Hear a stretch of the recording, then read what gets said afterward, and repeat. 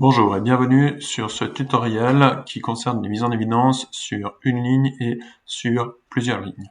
Comme vous le voyez, je me base par rapport à la brochure qui vous a été distribuée et la mise en évidence sur une ligne ici a comme caractéristique que le texte n'est pas trop long, c'est-à-dire qu'on va le centrer et le mettre en gras comme on le voit ici, mais il ne faut pas que la ligne soit trop longue sans quoi la mise en évidence perd son sens.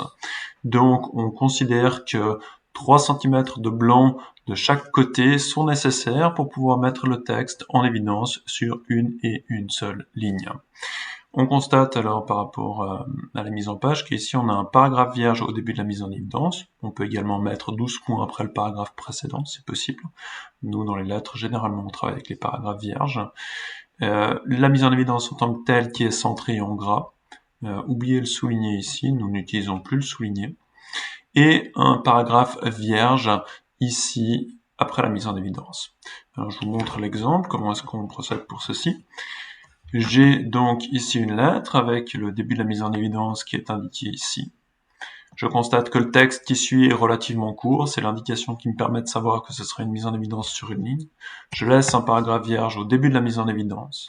Je laisse un paragraphe vierge à la fin de la mise en évidence.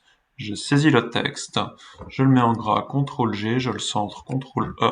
Voici la mise en évidence sur une ligne qui est terminée. Je constate qu'effectivement ici, j'ai suffisamment de blanc de chaque côté pour que la mise en évidence sur une ligne ait un sens.